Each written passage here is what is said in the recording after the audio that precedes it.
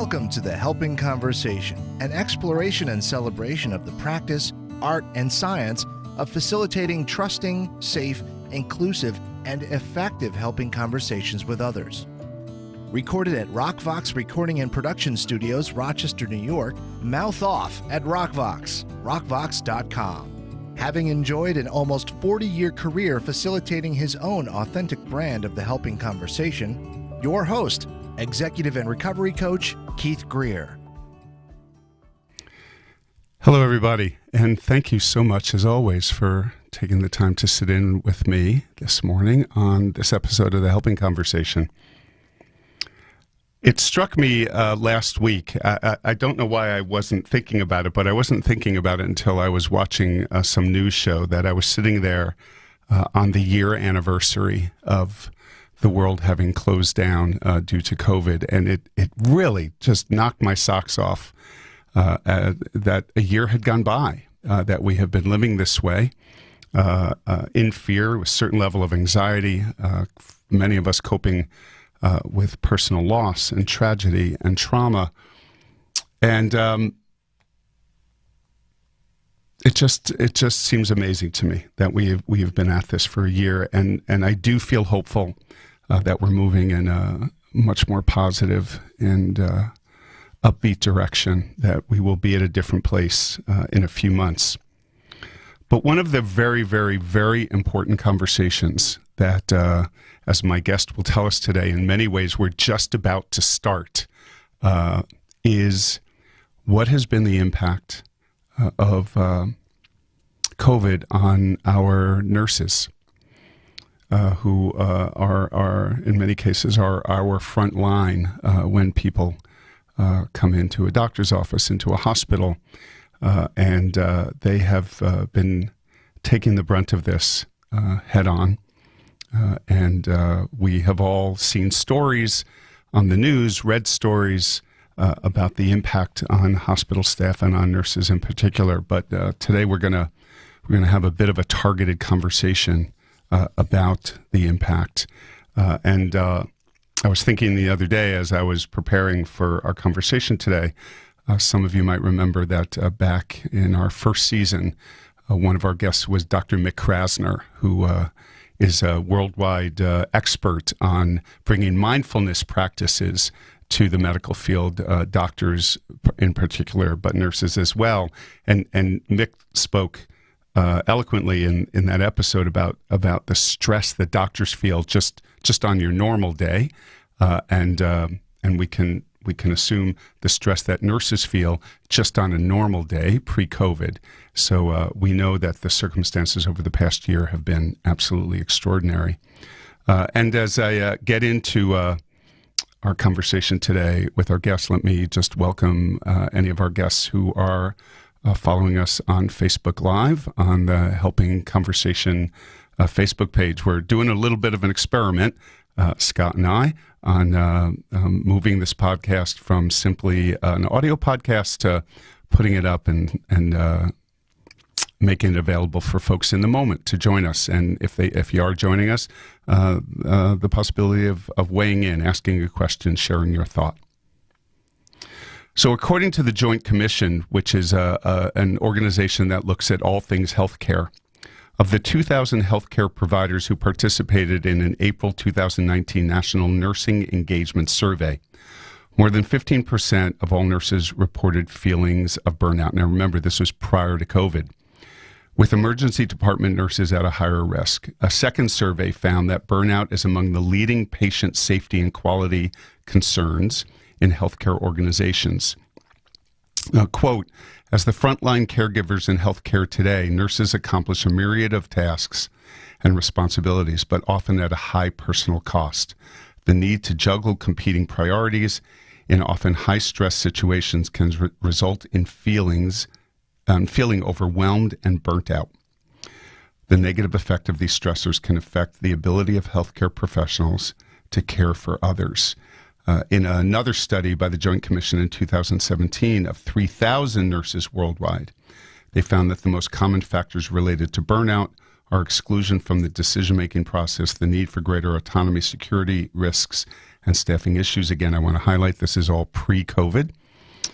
I found this astounding. Of the only about 5% of the respondents in that survey said that their organization was highly effective at helping staff deal with feelings of burnout. That's a frightening statistic. And so with that in mind, please join me in welcoming into the Helping Conversation, Dee Hake. Good morning, Dee. Good morning. Thank you for having me. I am so excited about this conversation. It is so relevant and so needed, and I'm thrilled that you were able to make the time to be with us. Let me share with my listeners a little bit about Dee. Dee is an advanced practice registered nurse, currently practicing in the field of anesthesia. She's an exhaustion and burnout expert who's been in healthcare for over 16 years and has endured the many challenges the business of healthcare has created. From the early days in her career, she saw the tendency amongst nurses to neglect their own health and wellness in their effort to serve others. She's familiar with the selflessness that accompanies a career in a helping profession and has been a key contributor to both departmental wellness programs and hospital-wide initiatives to improve employee well-being. A true believer in the importance of provider health in healthcare, she's guided by the belief that healthy providers are the linchpin for excellent patient care. Dee founded Wellness in Healthcare and the Ending Exhaustion Course for nurses, with the goal to make personal wellness a higher priority for every provider. Focusing on the unique challenges and intricacies of work in a hospital setting, Dee helps nurses turn their intuition inward and shift existing habits and routines to better serve the provider and ensure their own optimal health and wellness. Through supportive conversations, gentle encouragement to dig beyond the surface, and explorative reflection, she's able to build a trusting relationship with her clients. We're going to talk about all of that. That's wonderful. Her authenticity, vulnerability, and guiding expertise create an ideal environment for a helping conversation that facilitates lasting change. Dee's goal is to empower nurses to take back their health and heed the advice they so freely give others in order to live a life they truly love. So again, Dee, thank you so much for being here. Absolutely. I'm happy to be here. So I always ask my guests to start at the start. So here you are, 16 years into your career. Share just a little bit of what that path has been like for you. So I started out as a new nurse, working in. I first worked in an ICU in a really busy area in North Carolina, and I worked there for a long time. And then fate would have it, I found someone, moved long distance to be in a relationship with this person, and went through just being in the ICU. And I went through my own experience with exhaustion and burnout, moving to a new place, and moving to a new facility that really didn't have the needed staff or the needed support in place. And I had my own incident, if you will, with exhaustion and burnout at that time. And as I sought the resources and the help that I needed, I found this huge lack. There wasn't really much of what I needed, or there wasn't the support in the community, and there wasn't really any other resources other than, here's your problem, you're taking some time off from work, you need to deal with this and come back. So I did that. I figured out a way to work. I figured out a way to make things work for me. And then I continued on. As part of my plan was also to get more education. So I went back to school, I got my master's, and then I continued on with my advanced practitioner degree, and now I'm doing anesthesia. But that's sort of been the progress over 16 years. Yeah. So this is a topic clearly from what you're saying that hits home personally, and through your own experience of experiencing some of the stresses and strains of the kind of work that you do. Absolutely. Yeah. So, go ahead. I'm sorry. No, that's okay. So the other thing I always get curious about with people right from the start, I am a very big believer that it is not a coincidence that most of us who are in the helping professions are in the helping professions. That this was probably a piece of who we have been since we came into the world. Inherently caring and compassionate and intuitive about people and wants to make a difference. So if I had known you when you were a child, I mean, as a child and adolescent, what might have been some things going on in your life, things you were involved in, ways of being, kind of how you came at the world, that was evidence even then that you were eventually going to find yourself in a helping profession? So I think that we moved around as a family. We moved around quite a bit growing up. So every few years it was a new school or a new community. And my mom was always super worried about how am I going to make friends? How am I going to meet people? And she tells the story better than I do, but she tells these stories about how I would come home from school and be like, oh, I met a new friend today. And she's like, oh, how did you make a new friend? Tell me all about it. And it would be, the girl that dropped her books, or the kid that, was sitting by himself at lunch, or, someone scraped their knee and I would just run over. And I had all these stories of just how I was meeting people. And as a kid, I just thought, yeah, I'm just meeting all these fun people. And she's like, you seem to always want to help. And I was like, well, yeah, that just seems like the right thing. Yeah. So I feel like, from a young age, I just saw that, if someone was alone, I'm like, I want to go sit with that person. I didn't think, oh, they're alone. Why are they sitting by themselves? I don't want to sit there. It's like, oh, right. Hi, right. I'm new here too, So I feel like all those little small things she saw in me as I was growing up. Yeah. Sort of yeah. And, the beginning. And, today in the adult world, we know that those small things aren't small things, right? Like that ability to go sit next to the kid who's sitting by him or herself. That's not a small thing in the adult world, never mind in the child or teenage world. That's pretty big. It's courageous. It's thinking for yourself. It's acting compassionate, and not a small thing. Yeah. So clearly those traits and characteristics were there from the start, in making sure that the world was a better place. I think so. Yeah. Yeah. So fill us in. So you've had this experience, as you said, on your own, of some level of stress or burnout. How did that translate into, because it's one thing to respond to something like that and say, I need to take care of me, that'll be good, and I'm going to just, move on with my career. But it's not, you've used that to create a whole, kind of this whole other area within your career of bringing health and wellness to your colleagues. So how did that happen?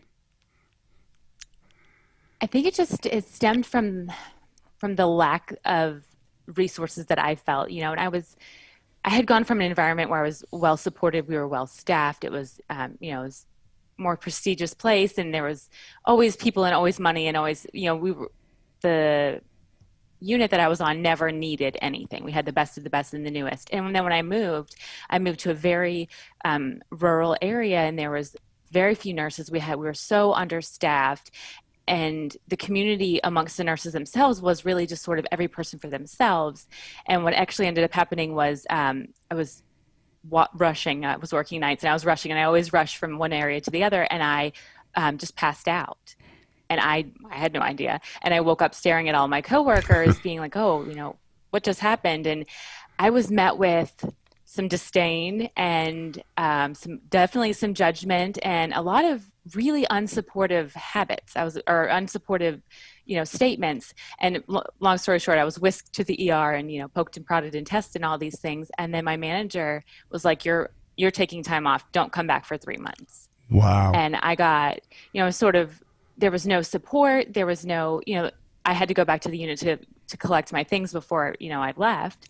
And I got all sorts of terrible comments. There was no support. There was no, proverbial hand on my back. It was like, maybe you're not cut out for this. You can't hack it. Like, maybe you should just consider quitting altogether. So I felt like that piece was missing in the community of nursing. And then as I started to search for resources and, to figure out how did this happen? How can I, make sure this doesn't happen again, get to the sort of bottom of things, the resources really were lacking. So I felt that it was both sides of things, both the current environment didn't really lend itself to giving us the tools we needed to be successful and to feel supported and to feel like we had that, just anything that we needed, the resources. And then going on to the other side of things where now I'm not working, but I'm trying to find how can I be more resilient? How can I practice all these different ways of being a better better provider, better nurse, but better able to take care of myself, there was just also this huge lack of information. So I felt that,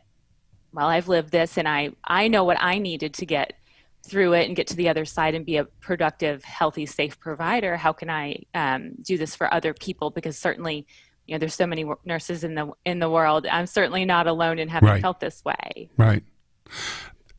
So one of the things I'm curious about, what I referenced earlier, the episode I did with Dr. Krasner, and he talked about some research that demonstrated how stressed doctors are before they even leave med school. And so I'm curious with you, based on that reaction you got from your colleagues, whether that in any way, shape, or form sounded familiar from the start of your training as a nurse of you know, being able to, quote, hack it. I think so. I do think so. There's a level of stress. There's also, I feel like, I don't want to say secrecy. I feel like that's probably not the right word, but there was a level of a bit of secrecy when you're training and you're going through things and you run up against a difficult personality. It was like, oh, that's just how they are.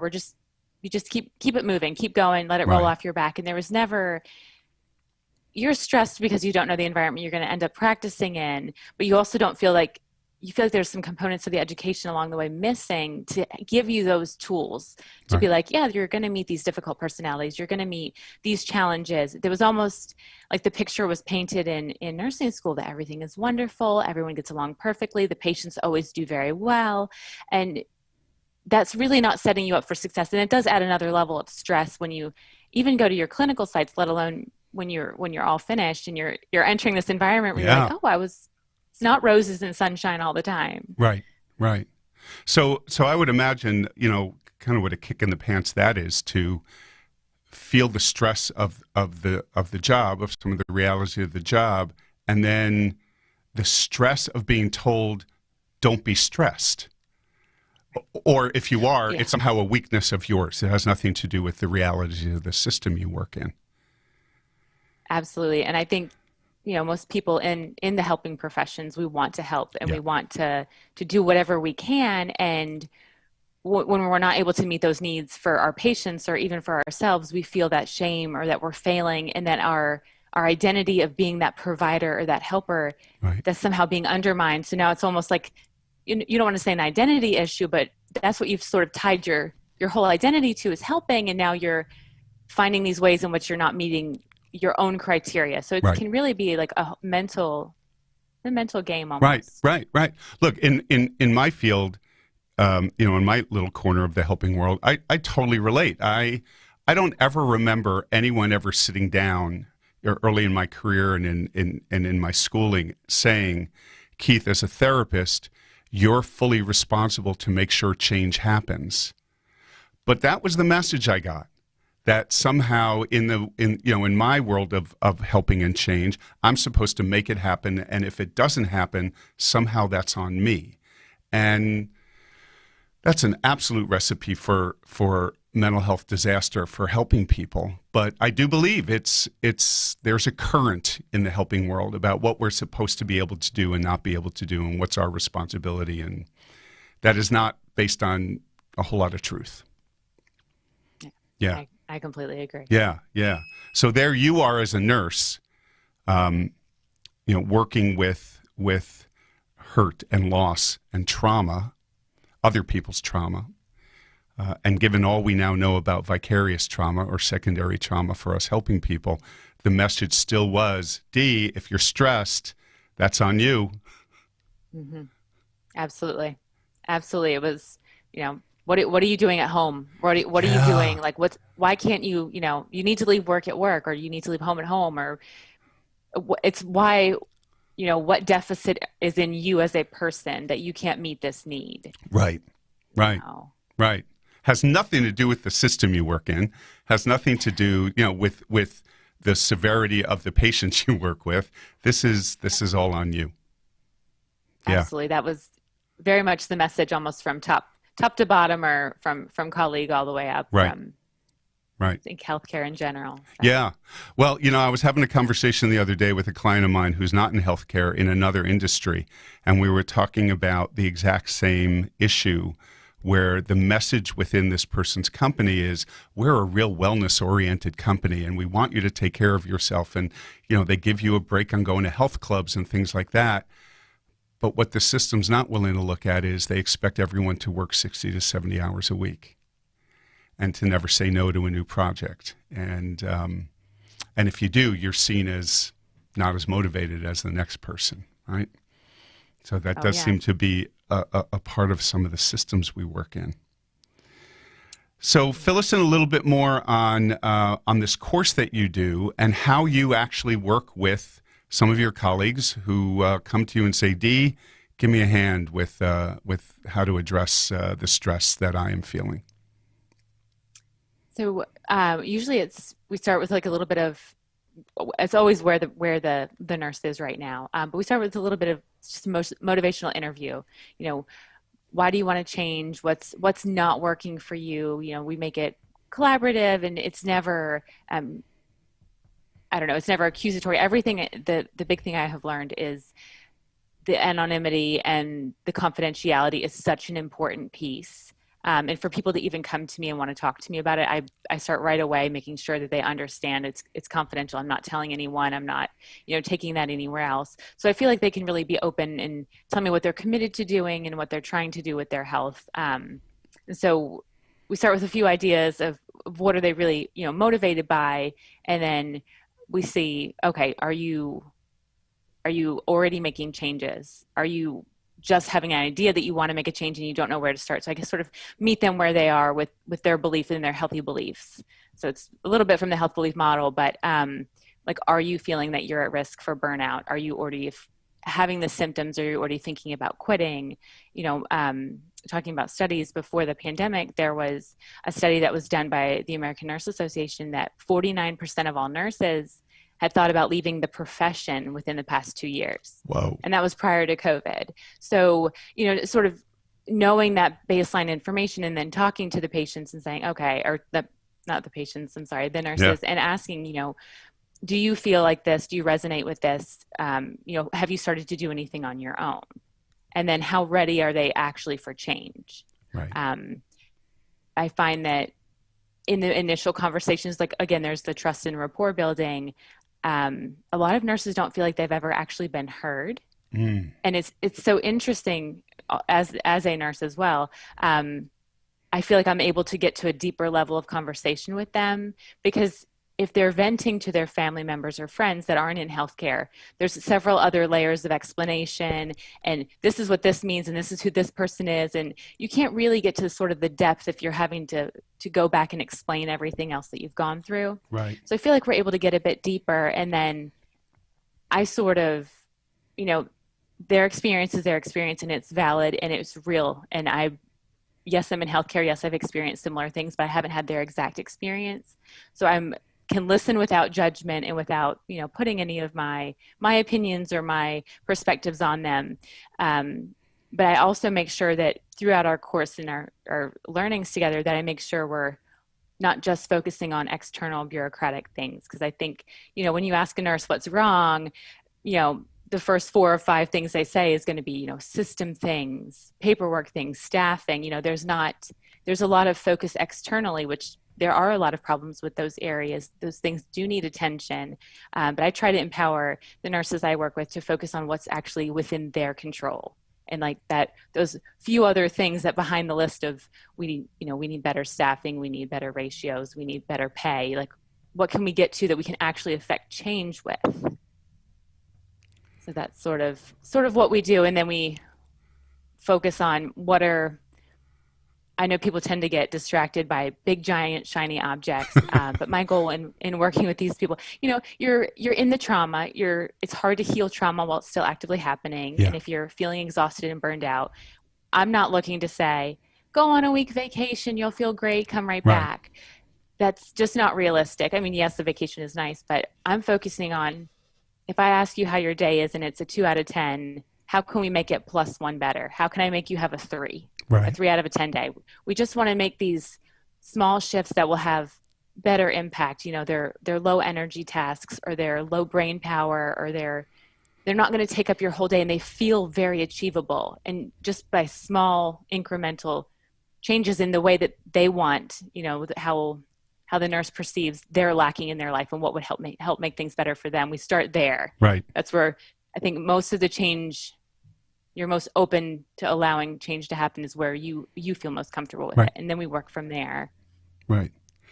All right. So I got to go back over a whole bunch of this because you hit on all of these just awesome concepts that you bring to your work. I so relate. So first, the use of motivational interviewing. I love hearing that for those of us in the helping world. It is such an honorable way to help people identify where they are most motivated to change even the littlest thing. And it's not coming from us, and it's not, and it honors autonomy, right? That it's everybody's Absolutely. Process of change. Do you, I'm curious, just this is veering off a little bit. Do you find that within the field of nursing in general, in the work you do with patients, is the use of motivational interviewing strategies, and thus the training in motivational interviewing, is that pretty widespread among your profession? I don't really think so. I think that it is lacking. I think that nurses themselves don't utilize it. Right. And I think it also stems from the feeling that the cardinal, you know, the sort of unwritten cardinal rule of nursing is that the patient always comes first. Right. So you're focusing on them, but you're thinking of all the different things that are going on with them. You're not really thinking about how, you know, what are my goals? What can I do for myself? How can I take care of me? And what am I most motivated by? Right. So I think we're able to do it for our patients, and, you know, understand maybe why they're not taking their blood pressure medication because they can't get to the pharmacy or they can't do this. And we're in problem solving mode for others. Yeah. And we use the patient's motivation to help them make better choices, but we can't, for some reason, turn that internally. I feel like it should be taught more frequently. It should be a subject matter. You know, it's relevant. Yeah. I would imagine it's relevant before we even talk about like using it for our own health and wellness. Like just how relevant that is given the population that you are interacting with every day and helping all other human beings figure out where's my motivation to change and move my life forward. So I just really want to celebrate that. It's a wonderful evidence-based modality. And then I heard you talk about something else, and I'm going to put it in, I guess, words that I think of, is being sensitive to stages of change, how readiness anyone is in any given moment to not just talk about change, but actually act on change. Yeah. Oh, yeah. And I try to tie that to the motivation, because if they're motivated and then they have sort of the readiness, I feel like a lot of people find themselves stuck in neutral almost, where they can find it and they can complain about it, but they're not really sure they're ready to do something about it. Like they're not ready to not have something to complain about, if that makes sense. So we want to make them feel like they're advancing their health, advancing their wellness in the way that they want and that they're motivated to do it. Because there's a lot of, and I feel like this is probably all over healthcare and not just nursing, there's a lot of, oh, no, I'm okay. I don't need wellness training, but this person, she does, or he does. This other colleague might need it, but it's not for me. So there's a lot of, I don't know, almost like displacement. So I feel like, all right, we have to make sure you're really ready and then you're internalizing some things. Right. The other strategy you talked about, I'm very curious about, because you talked about how, you know, I so relate to this in a lot of the work I do, that very often with some of the nurses you work with, when you start the conversation with them, that some of the first things that come out of their mouth are those external issues, systems issues. We need more help. And what I heard you say is that you gently and lovingly push to go deeper. And we all know that in our work, to go deeper requires a greater level of trust and safety in the room than when the conversation first starts. So what are some strategies or how you think about that part of your work with people to simply create trust and safety that allows a push to go deeper? Because that's a pretty vulnerable make and push for most human beings. So from the time you walk into a room with some of the people you're working with, What are some things that you do to really shine a light on creating that trusting space? I feel like it's important. I don't feel like in healthcare the providers' stories are heard, and I feel like a lot of nurses I work with say that they don't feel like they've truly been heard. So like there's this like true deep listening and not listening to respond, just listening for information gathering and letting them know, you know, I hear you, I know what you're going through, I understand your perspective. And maybe I didn't live it, but I honor what you're saying and I believe it to be true. I think that in healthcare in general, there's the willingness to believe what our patients tell us. And then if we raise a concern amongst our coworkers, there's a lot of, oh no, this is how it is. Oh, my facility doesn't do it that way. Oh, you must be right. You know, there's a lot of judgment and not so much extension of the support in the listening. Right. So I just, you know, and most of the people that do approach me at work about this are people I've been working with for a while. So they feel comfortable. And, you know, I try to never discount what someone is saying, even in an interaction not related to a helping conversation, just in day-to-day interaction. If someone has a concern or has just anything, if is voicing anything, like I want to make sure they always feel heard and I feel like I'm holding space for them and that they just feel supported in my reactions. Right. So I feel that trust is so fragile, and yes, to start out on the wrong foot or to start out with questions or doubts, I feel like if someone has been bold enough to take that step and come to me for help or for assistance or guidance, like I need to be respectful of how brave they were to do that. Right. And you know, your use of the word fragile, how quickly, no matter how well-meaning we are as helpers, that we can move the conversation in a direction that we will never recover from in terms of that person seeing us as trusting. And when you talk about that, many of your colleagues tell you there is no place where we feel heard. That so resonates with me. You know, I just did a short video on the power of listening and my belief that for most of us human beings, we don't have anyone in our life who truly, deeply listens to us in the way you were describing. Right? That doesn't want to fix us, doesn't want to give us a remedy, doesn't want to, well, maybe it's not that bad, truly listens and validates our perception. So that piece towards the creation of that safe space and holding that safe space, it's just a mandatory piece of this work. Absolutely. Yeah. And if we don't do that, people are not going to come back and see us. I imagine it is such a gift to your colleagues to have this person who gets it, right? Yeah. I'm curious, given that you're in the nursing world, because another skill that is sometimes used in the helping professions is our own self-disclosure. So finding some spaces where I might share a little bit of my own experience without oversharing. What's the role of self-disclosure in the work that you do? So I think that, you know, if someone is telling me their story and telling me their experience, I do not interject anything about what I have been through. Usually I find that just in conversations with colleagues or, you know, if we're in the middle of a surgery and these topics vary and, you know, things are talked about, I just usually volunteer my information. Or if someone talks about someone that they know who's taken a step back from work or taken time off from work or has gone to see a therapist or a counselor, I feel like prior to COVID, those conversations were really behind closed doors or really frowned upon, and people got really nervous in the room and no one wanted to talk about it. But now I use that as an opportunity to show support for that, and not to hijack the conversation with my story or anything, but just to show support that, yeah, you know, this burnout and exhaustion happens a lot more frequently than we may realize, even people that you might not have realized. And then it's me. Yeah. And I tell them a bit about my story, but just showing support that we need to destigmatize this amongst each other first. Right. You know, and so I feel like by authentically sharing sort of bits and pieces of what I've gone through, other people can see themselves in some of the things I've mentioned, or in the things that, you know, my coworkers have mentioned, or anyone that I have worked with.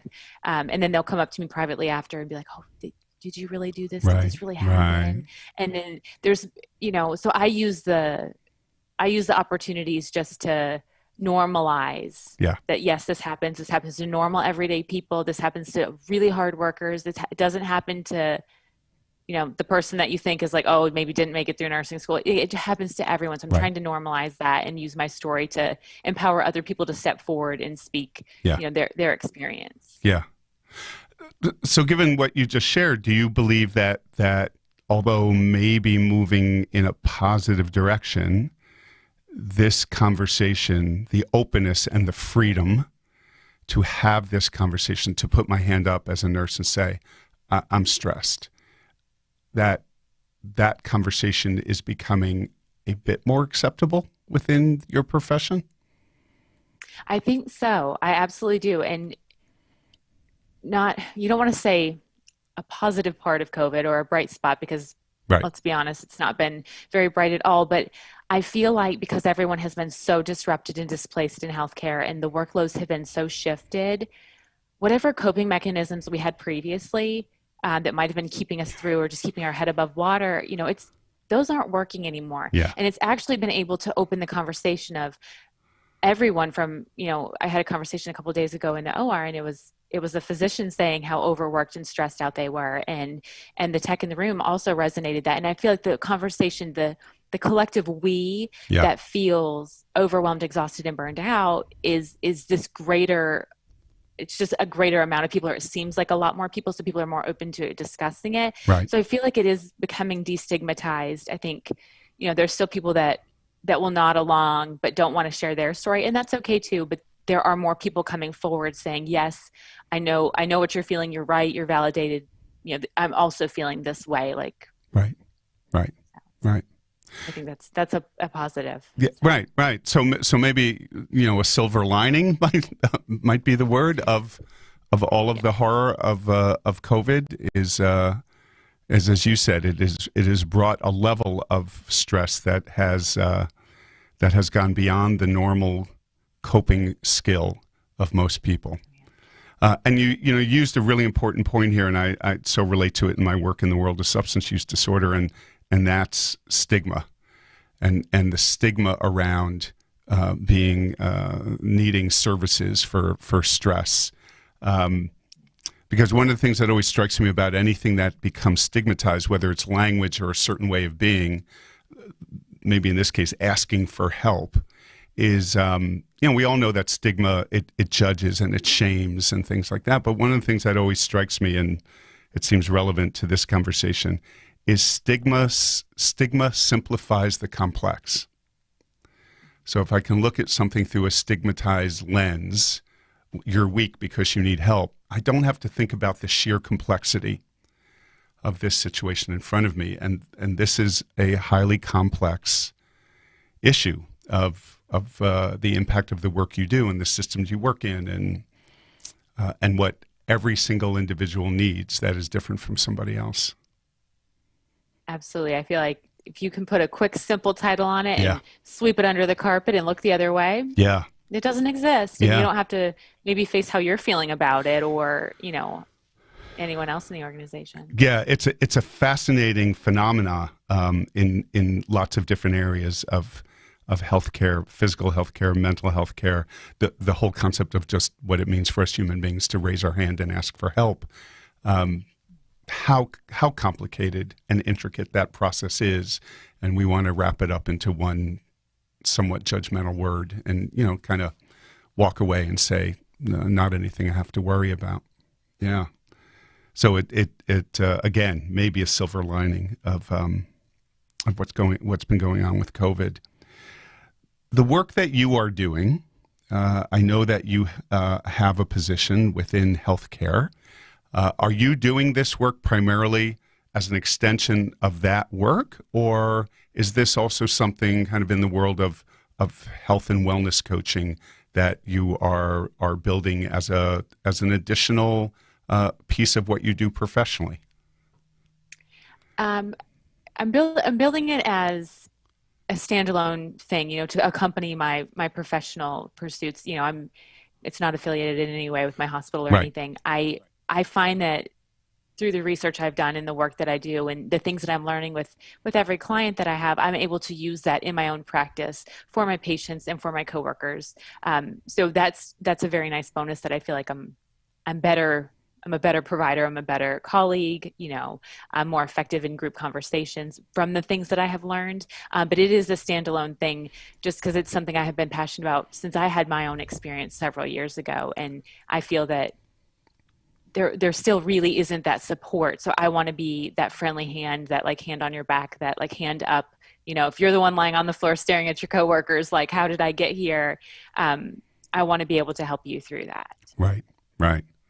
Yeah, that picture is going to stay in my head, Dee, for quite a while of you on the floor staring up and staring at judgment, instead of staring at somebody reaching down and extending a hand and saying, I get this. That's a very powerful image of where things were and hopefully where we're moving from in this work. Yes. So when you engage the folks that you are working with in this conversation and you get past that focus on the external issues, if we had more help, all of that, what are you finding that people are uncovering that maybe doesn't serve them well in balancing the challenges of this job with the need to act on self-care?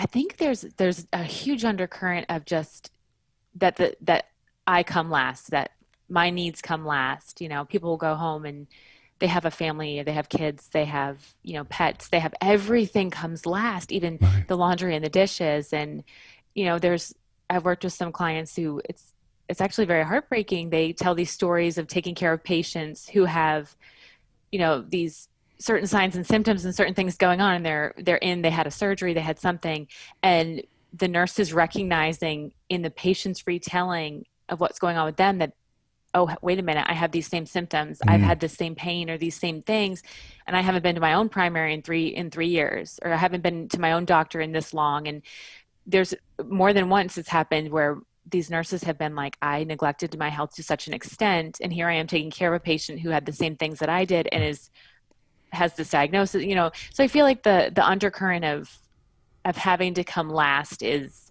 what's primarily being uncovered, and then sort of getting to that mindset piece, or getting to that almost sometimes it's a confidence or a self-worth piece of helping that person see that they are worth, putting their own efforts into and putting their own, their lens on them and saying, how can I take the best care of me? Because I feel like sometimes they almost feel like they're not important enough or not worth it, or it just doesn't, they're like, oh, I just don't have time for me. And it's right. I feel like there's a lot of mindset shifting that goes into that, and a lot of confidence to remind them, like, you're important. Here are the things that you've gotten through. Here's why it's important that you take care of yourself to move forward. Right. So.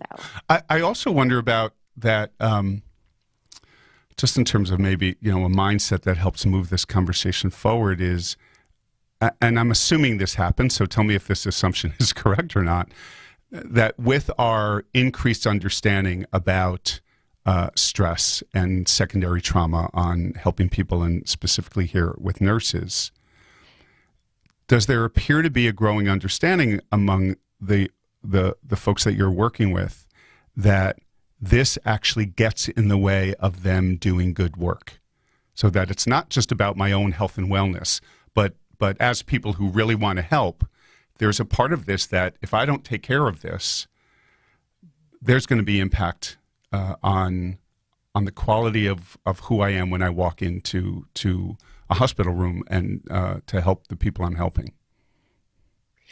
There is some of that. I think in the initial conversations, it's not very prominent. Right. The nurses I've helped who are sort of on the other side looking back, now they see it. They see that they're, a better provider, a better colleague, even they're a better parent or a better friend outside of work. They've had sort of that transformation, and they can look back and see where all the pieces were lacking. Whereas the people when I'm in the earlier stages of working with them, they will agree that it exists and that they'll probably be a better provider or probably be a better person or better partner afterwards. But I don't think that the pieces are not always connecting. Right. And I think when you rebroach the subject, when I rebroach the subject with them at the end, sort of as we're more in a maintenance and surveillance mode, then they look back and they can absolutely identify, that they're more effective. Right. That's an aha moment. Right. Absolutely. And I love what you just said, because it starts to become more universal. It's not just in my role as a nurse. It's in my role as a parent, a partner, a spouse, a friend, that I see the benefits of investing this time. Right. Yes. So now I'm really curious, given everything we have talked about, of the impact on nurses of working in this world today. So here you are, both working as a nurse, experiencing all of those stresses and strains, and then you walk out of that and you're working with your colleagues who are feeling their stresses and strains. So in your practice of health and wellness right now, what are some key components that you know are very important in you keeping yourself moving forward? For me, getting outdoors is really important. Even if it's just fresh air, just going for a walk, just even 5 minutes of no phone, clearing my mind, and just going for a walk outdoors. I'm an avid runner, so I have a treadmill for the winters, because in Boston, if there's snow on the ground, I will not be running outside.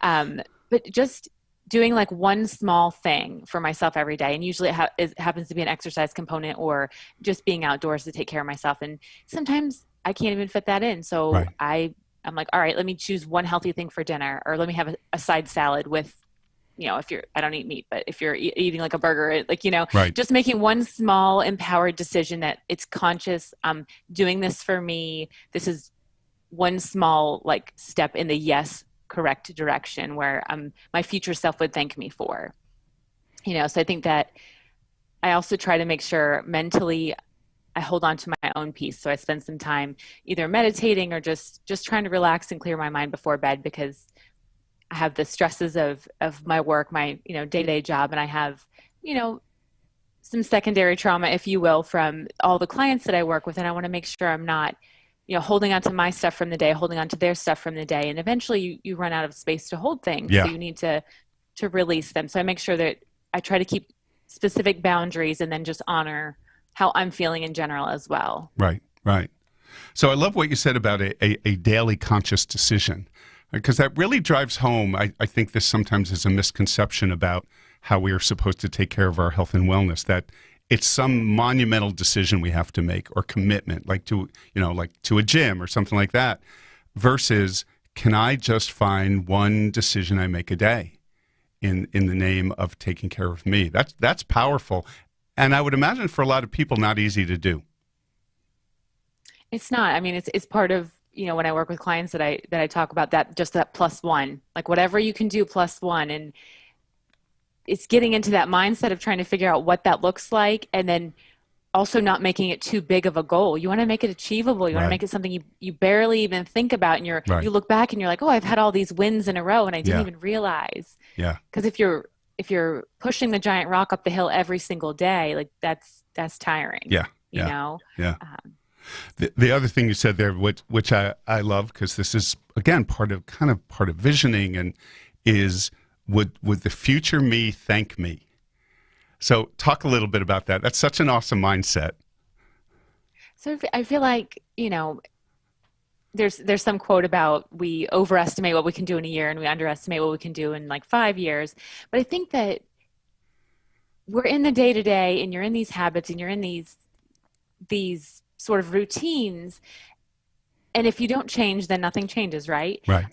But to think about making a change, most people just these sweeping changes, large changes, big things. And you just say, we're just doing one little thing here. Right. We don't have to reinvent everything. We're just, and you just want to be a little bit better than you were the previous day. And I think breaking it down into that almost simplistic sort of way of saying it helps people get out of their own head. It helps them stop making it such a big deal. So it's like, oh yeah, maybe I'll take the stairs today. Or, oh, maybe I'll, it's something so silly and so simple, but it does add up. So it's like a drop at a time. You're filling this bucket, and what you're really doing is, saying I'm going to do something for myself every single day, one small thing.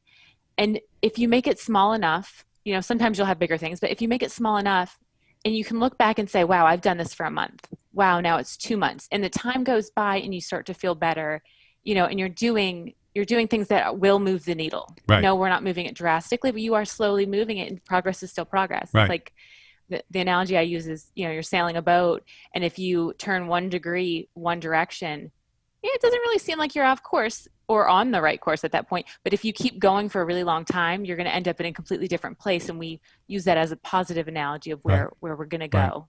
Right. That's awesome. It's all about mindset.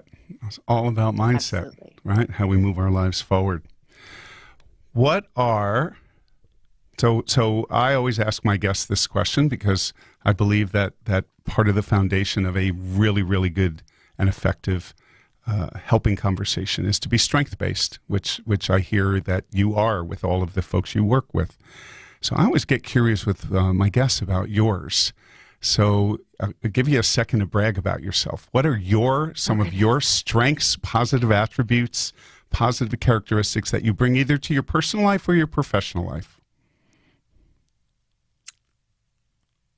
Let's see. So I think, I'm very, professionally, I feel like I'm very approachable and I'm very friendly. Yeah.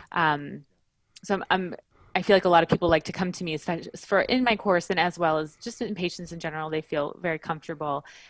And I don't like to mince words. I like to be direct, not in, a mean way, not in a rude way, but just, I don't want to waste your time beating around the bush if there's a message that needs to be said or needs to be heard. Love it. And I feel that with my friendliness, I can soften that to my audience or to whomever I'm talking to, but make sure that I'm not giving them all sorts of crazy code that they have to decipher. I'm like, I care about you. You're important. And here's the message I want to tell you in the most direct way possible. Yeah. So I feel like that's one of my strengths. Yeah. Oh, I one of the parts of being a coach that I think is one of the most powerful aspects of being a coach is that coaches speak the truth.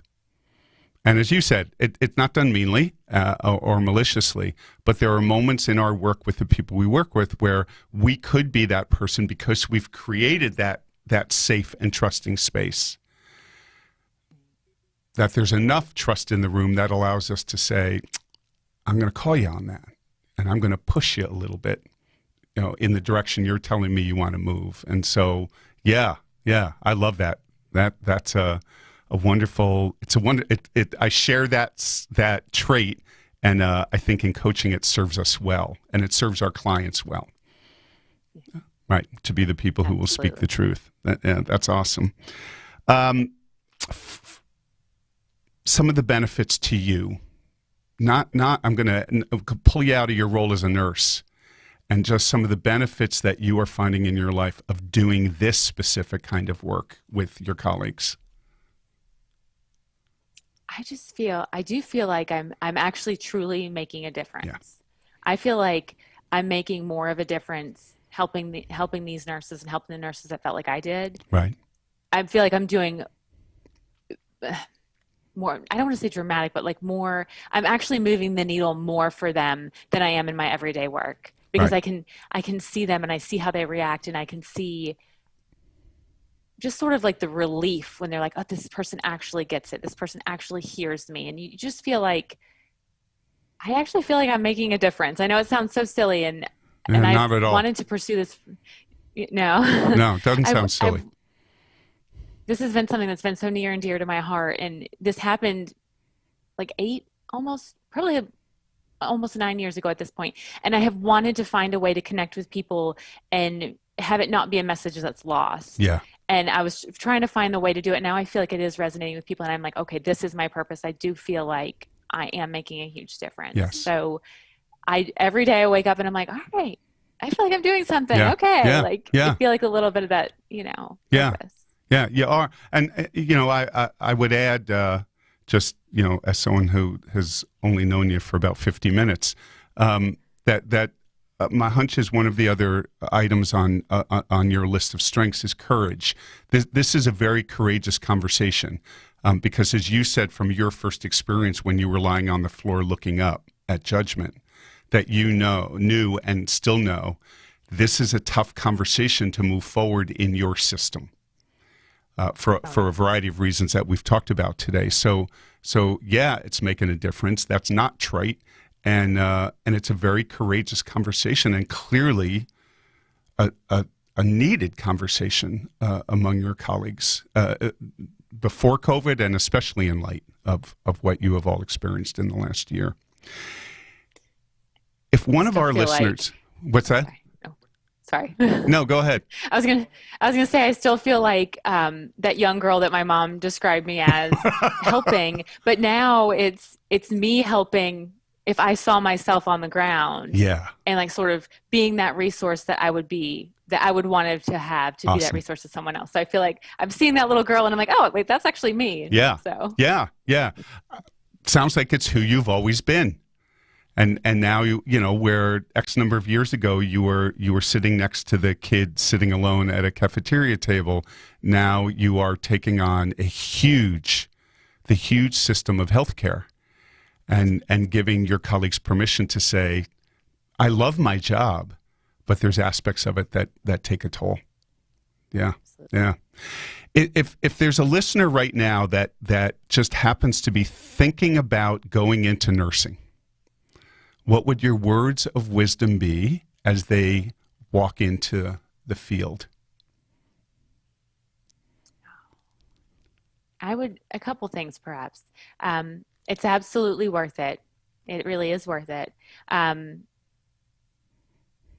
You have to just remember that you're doing the best you can every single day for your patients and for yourself. And sometimes that best looks a little bit different depending on how you're feeling or what's going on.